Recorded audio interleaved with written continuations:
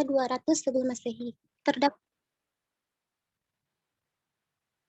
Terdapat beberapa pengobatan penyembuhan kuno di India. Salah satunya adalah Ayurveda atau pengobatan penyembuhan kuno India merupakan sistem pengobatan holistik tertua di dunia.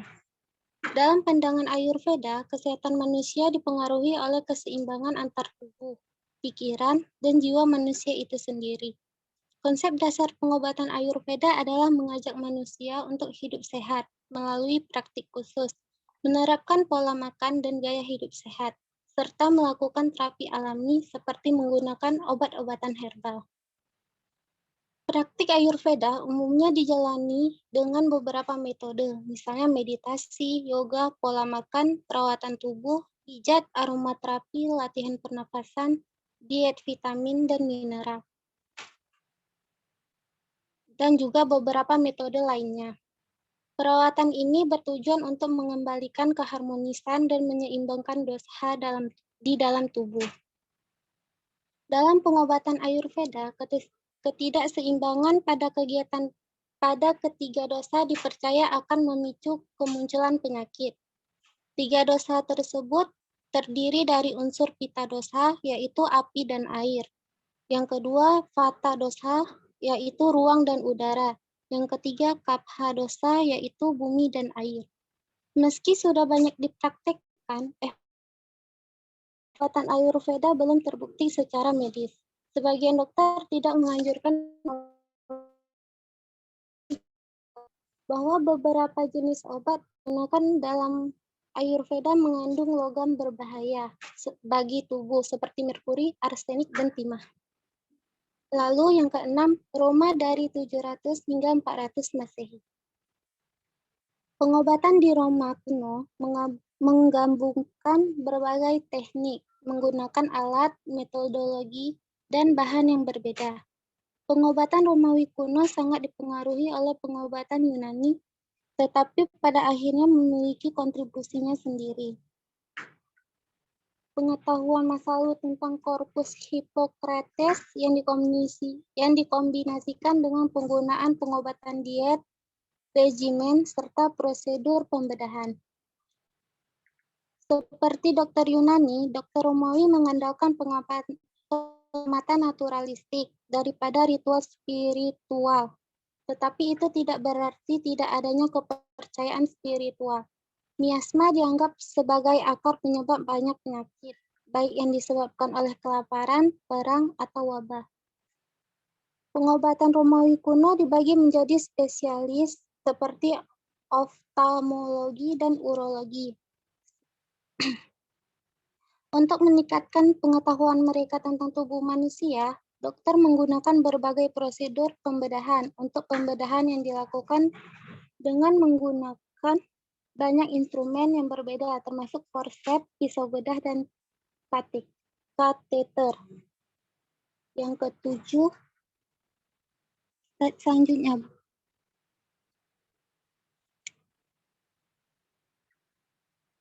Yang ketujuh, kerajaan Arab di bagian akhir milenium pertama.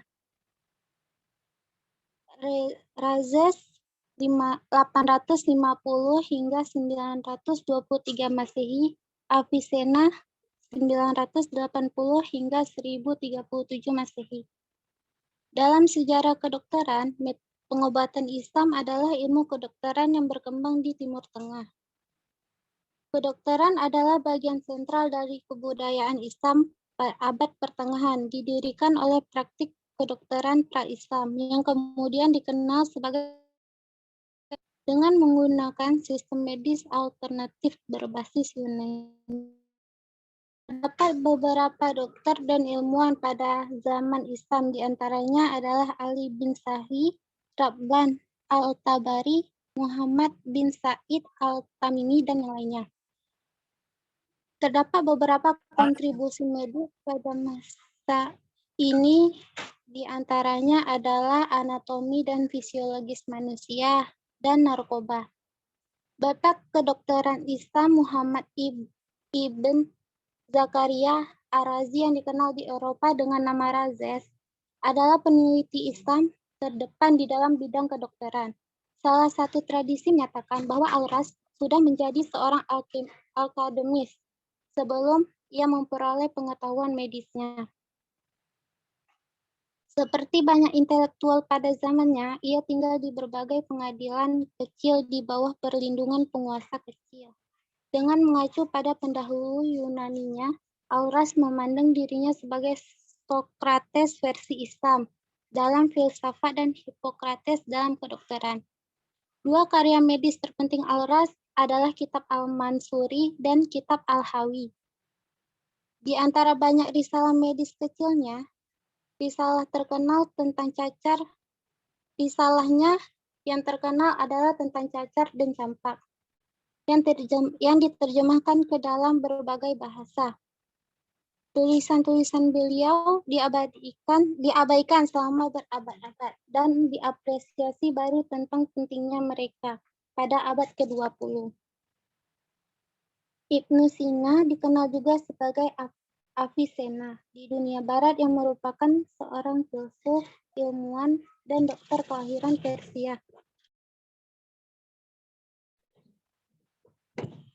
Ia juga seorang penulis yang produktif, yang sebagian besar karyanya adalah tentang filosofi dan kedokteran. Bagi banyak orang, dia adalah bapak kedokteran modern. Karyanya yang sangat terkenal adalah Al-Qanun fi at-Tib, yang merupakan rujukan di bidang kedokteran selama berabad-abad.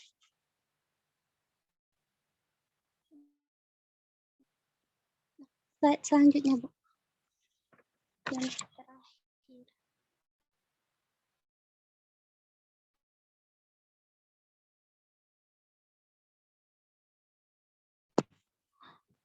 Yang selanjutnya, Eropa abad ke-8 dan pertengahan, akhir abad ke-19 dan awal abad ke-20. Dalam sejarah Eropa, yang abad atau periode abad pertengahan berlangsung sekitar 5 abad. Pengobatan abad pertengahan ini terdiri dari campuran ide-ide pseudoscientific dari zaman kuno. Pada abad awal setelah jatuhnya bangsa barat, pengetahuan medis standar didasarkan pada teks-teks Yunani dan Romawi yang masih ada, yang disimpan di biara-biara Romawi tentang tempat lain. Pengobatan abad pertengahan secara luas disalahpahami, dianggap sebagai sifat seragam yang terdiri dari menempatkan harapan di gereja dan Tuhan untuk menyembuhkan semua penyakit. Pengobatan abad ini menghubungkan penyakit, bukan untuk perilaku berdosa, tetapi dengan penyebab alami, dan dosa hanya terkait dengan penyakit dalam pengertian yang lebih umum, dari pandangan bahwa penyakit bermanifestasi dalam umat manusia sebagai akibat dari keadaan jauh dari Tuhan. Yang terakhir, penemuan teori generasi spontan dan evolusi. Generasi spontan adalah kumpulan pemikiran tentang pembentukan organisme hidup tanpa keturunan dari organisme serupa. Teori generasi spontan menyatakan bahwa makhluk hidup dapat muncul dari benda mati dan bahwa proses seperti itu biasa dan teratur. Dihipotesiskan bahwa bentuk-bentuk tertentu seperti kutu dapat muncul dari benda mati seperti debu, atau belatung dapat muncul dari daging mati. Doktrin menghasilkan spontanitas disintesis oleh Aristoteles yang menyusun dan memperluas karya alam sebelumnya, dan berbagai penjelasan untuk penampilan organisme, dan diambil sebagai fakta ilmiah selama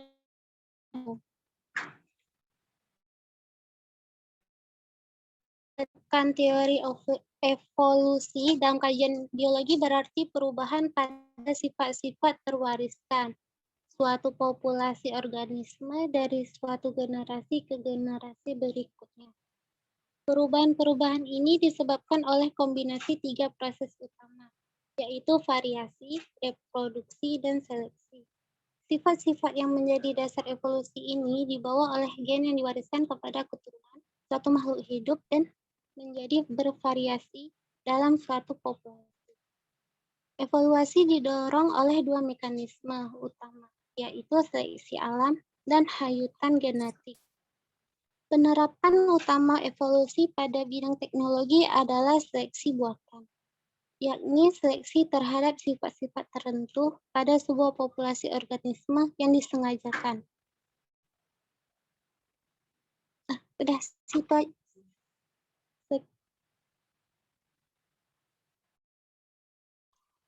Sudah selesai, Aurea? Dari saya, sudah Ibu. Oke, lanjut. Selanjutnya siapa?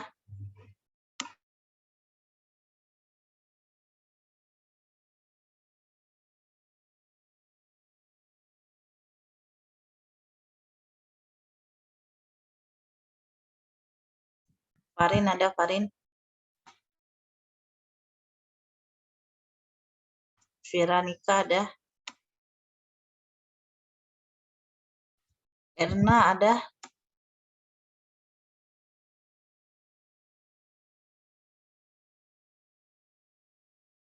Farin ada Farin? Iya, Bu. Oke, Farin ya, presentasi. Udah bisa di slideshow?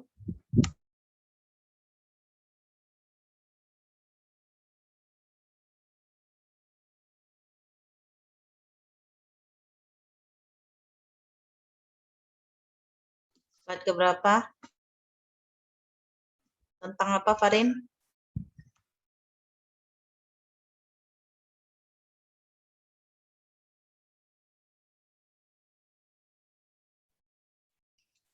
Eja ada nggak Eja? Saya, Bu. Oke, Eja, slide berapa? Bentar, Bu.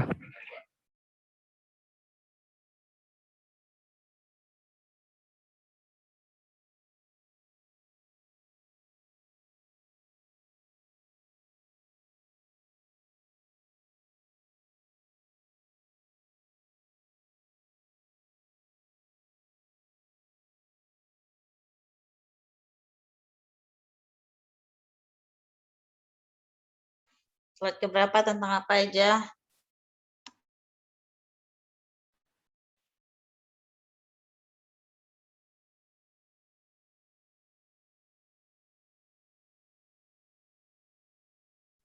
Halo, masih ada orangnya sana? Masih, Bu.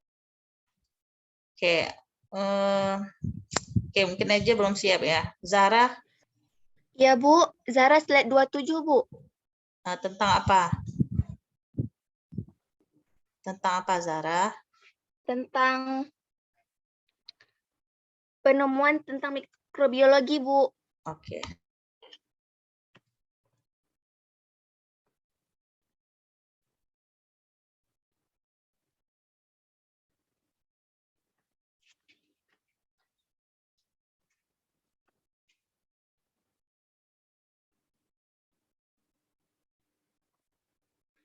Iya, Bu. Baik, saya Zahra Aulia ingin membacakan tentang penemuan bidang mikrobiologi. Selanjutnya,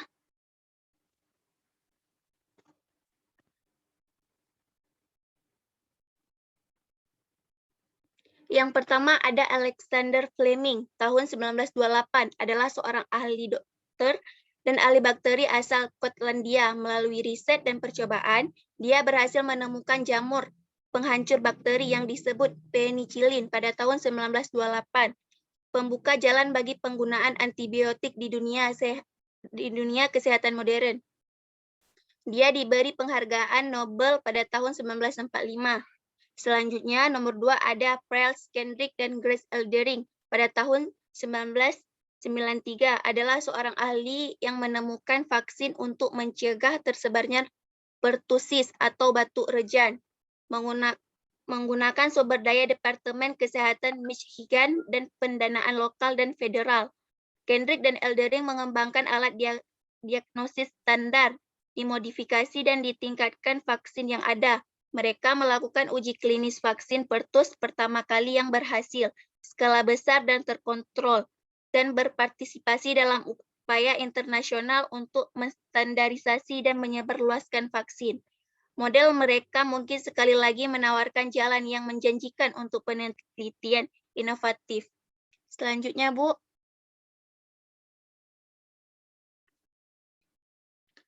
Selanjutnya ada Rosalind Elsie Franklin pada tahun 1953 adalah seorang Inggris ahli kimia dan kristalographer sinar X yang sangat berperan besar dalam penemuan struktur molekul halus DNA, RNA, virus, batubara, dan grafit.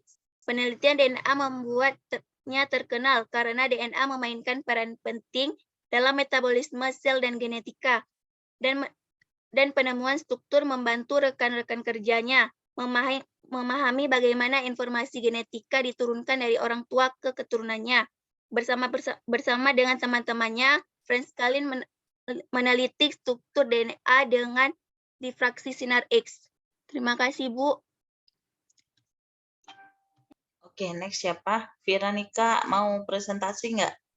Mau ada nilai Ibu, gitu nggak? Iya, Bu. Slide ini keberapa? ini lanjutan Farin, Bu. Oke.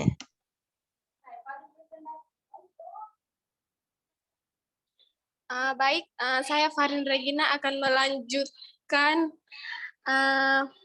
yang nomor 4, Bu. Slide sebelumnya. Ya, tentang Frederick Sanger pada tahun 1976. Frederick Sanger dan rekan-rekannya memainkan peran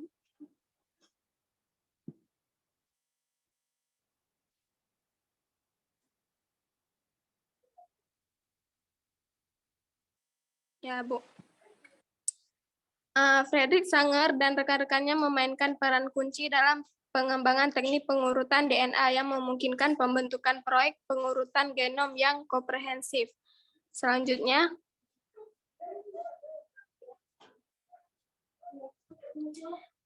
ada Lynn Margulis pada tahun 1967. Lynn Margulis merupakan pencetus teori serial endosimbiosis modern pada tahun 1981, di mana awal gagasannya menyatakan bahwa sel eukariotik berinteraksi, bergabung dalam urutan tertentu. Dan terakhir ada Karimulis, teknologi polymerase chain reactor atau PCR yang ditemukan Karimulis pada era 1980-an. Kini menjadi garda terdepan dalam penanganan pandemi global virus corona. Teknologi yang ditemukan ahli biokimia asal Amerika ini berhasil mengubah dunia dan berpengaruh besar terhadap penelitian sains.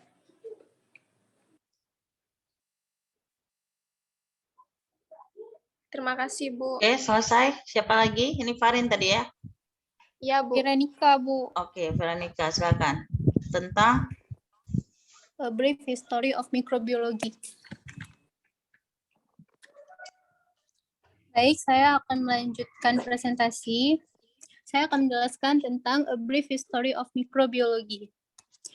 Mikrobiologi adalah sebuah cabang dari ilmu biologi yang mempelajari mikroorganisme. Objek kajiannya biasanya adalah semua makhluk hidup yang perlu dilihat dengan mikroskop, khususnya bakteri, fungsi, alga mikroskopik, protozoa, dan archaea. Virus sering juga dimasukkan walaupun sebenarnya tidak sepenuhnya dianggap sebagai makhluk hidup.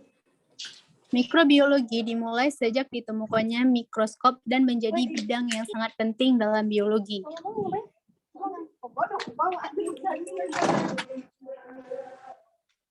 Penemuan vaksin. Vaksin pertama kali ditemukan pada tahun 1796 oleh ilmuwan asal Berkeley, Inggris Edward Jenner.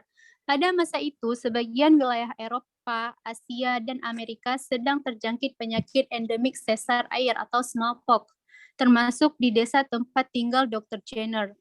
Saat itu, penyakit cacar air cepat menular, bahkan menyebabkan kematian terutama di sekelompok anak-anak. Di satu sisi, warga desa Berkeley yang mayoritas bermata pencaharian sebagai peternak sering mengalami cacar sapi atau cowpox. Mereka tertular saat memerah susu sapi yang mengidap penyakit tersebut. Disimpulkan ketika itu, setiap warga yang pernah tertular cacar ternyata kebal dengan infeksi penyakit cacar air. Atas dasar itu, Jenner melakukan penelitian. Ia melakukan eksperimen kepada anak laki-laki berusia 8 tahun. Antibiotik ditemukan pada tahun 1928 oleh Sir Alexander Fleming. Sejak ditemukannya antibiotik sebagai agen antimikroba, antibiotik dikenal telah menyelamatkan banyak nyawa terutama pada penggunaannya selama Perang Dunia Kedua. Genom adalah keseluruhan informasi genetik yang dimiliki suatu sel atau organisme, atau khususnya keseluruhan informasi genetik yang dimiliki suatu sel atau organisme, khususnya keseluruhan asam nukleat yang membuat informasi tersebut. Secara fisik, genom dapat terbagi menjadi molekul-molekul asam nukleat yang berbeda, sementara secara fungsi, genom dapat terbagi menjadi gen-gen. Istilah genom diperkenalkan oleh Hans Wickler di Jerman pada tahun 1920. Setiap organisme memiliki genom yang mengandung informasi biologis yang diperlukan untuk membangun tubuhnya dan mempertahankan hidupnya, serta diwariskan ke generasi berikutnya. Genom yang mengkaji kaitan antara setiap gen dengan suatu penyakit sekaligus mekanismenya untuk mendapatkan pengetahuan yang menyeluruh dalam pengobatan, telah membawa perubahan besar dunia kedokteran dalam mengobati berbagai penyakit. Sekian, terima kasih. Assalamualaikum warahmatullahi wabarakatuh. Salam. Siapa lagi? Saya, Bu. Oke, Eja. Slide. Tentang apa? Sejarah sekuens mikroba.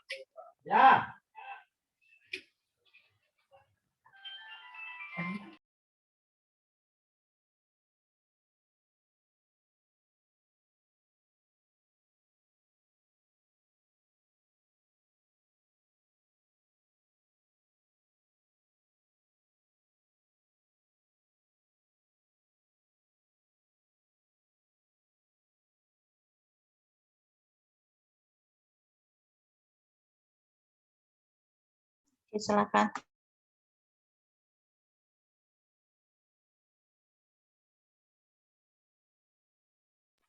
Baiklah, perkenalkan, nama saya Ejaz Sapriansa akan menjelaskan sejarah singkat perkembangan mikrobiologi.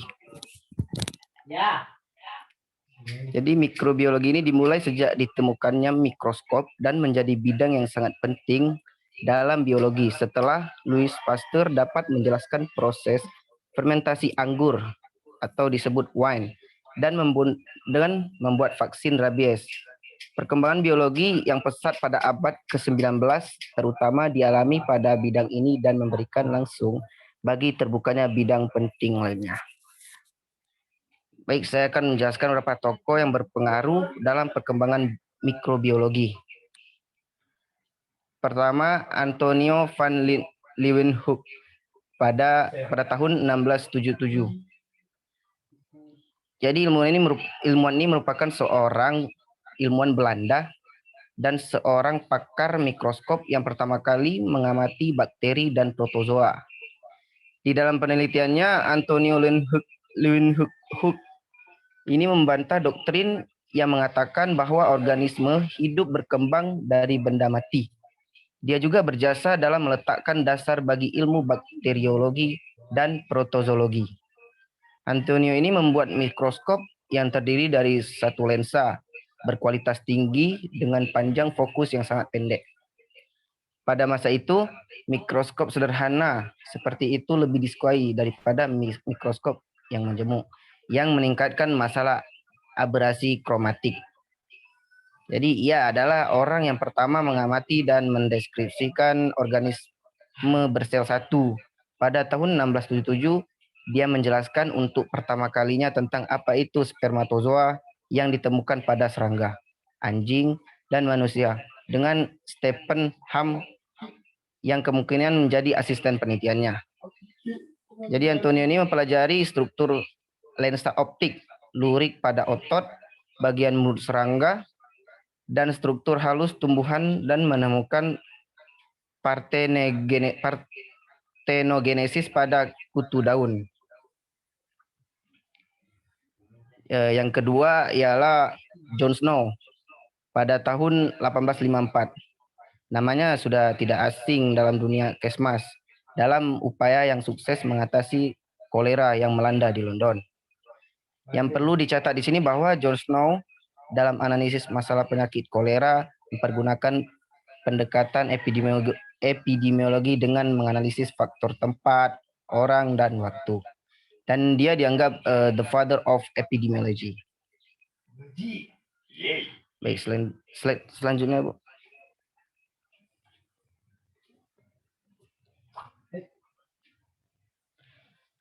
Jadi yang ketiga adalah Louis Pasteur pada tahun 1862. Dia adalah seorang ilmuwan dalam bidang kimia dan mikrobiologi yang berasal dari Prancis. Jadi Louis Pasteur ini termasuk satu dari beberapa ilmuwan penting bagi kita karena dia adalah seorang ilmuwan yang telah melakukan dobrakan dalam menemukan beberapa penanganan untuk penyakit-penyakit tertentu seperti rabies dan antraks. Dalam era keilmuannya, Pasteur ini menemukan berbagai hal seperti fermentasi dan vaksinasi. Walau Pasteur bukan yang pertama menemukan tentang fermentasi, tetapi penemuannya telah memberi dukungan yang sangat besar untuk penemuan sebelumnya. Ya, selain itu, Pasteur menemukan bahwa mikroorganisme ini adalah makhluk yang bertanggung jawab dalam membuat bir, anggur, dan susu menjadi busuk. Jadi selanjutnya dia menemukan cara untuk mencegahnya, yaitu dengan apa yang sekarang kita sebut pasteurisasi. Dia juga menemukan hal penting tentang vaksin. Percobaannya menyuntik ayam dengan bakteri kolera membuktikan bahwa beberapa ayam yang disuntik dengan bakteri yang lemah akhirnya malah kebal terhadap penyakit tersebut. Ya, kini nama Pasteur dikenal sebagai bapak mikroorganisme di dunia.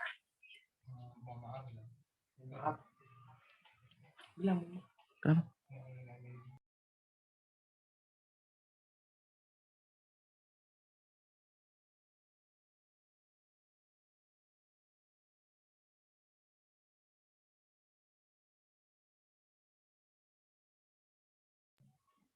Yang keempat, Bu. Halo, Ya, Bu. udah selesai? Siapa lagi sekarang? Belum, Bu, belum. Yang nomor 4 belum, yang nomor 4.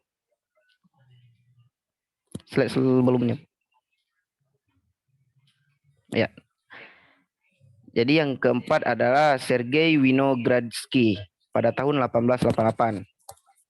Seorang ilmu Rusia bernama Sergei Winogradsky merupakan penemu dari ide kolom Winogradsky. Jadi ilmuwan yang ini yang pertama kali mempelajari mikrobiologi lingkungan, di mana ketika itu penelitian mengenai mikrobiologi hanya berkisar pada bakteri patogen. Dan penelitiannya memberi banyak kontribusi pada pemahaman mikrobiologi lingkungan dan siklus nutrisi, seperti sulfur dan nitrogen. Tujuan lainnya adalah pembuatan kolom Winogradsky adalah mengamati perbedaan metabolisme tiap organisme, seperti organisme yang membutuhkan cahaya atau disebut fototrof, kimia disebut juga kemotrof, dan membuat makanannya sendiri, autotrof, atau mengambil makanan dari organisme lain, bisa disebut heterotrof. Baik, yang kelima, Bu. Iya, Bu. Siap.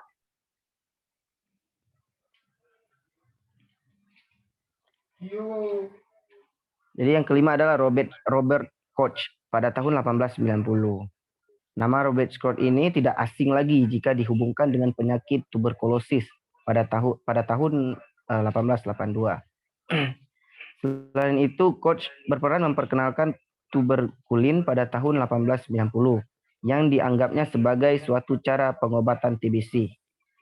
Konsep tes tuberkulin selanjutnya dikembangkan oleh von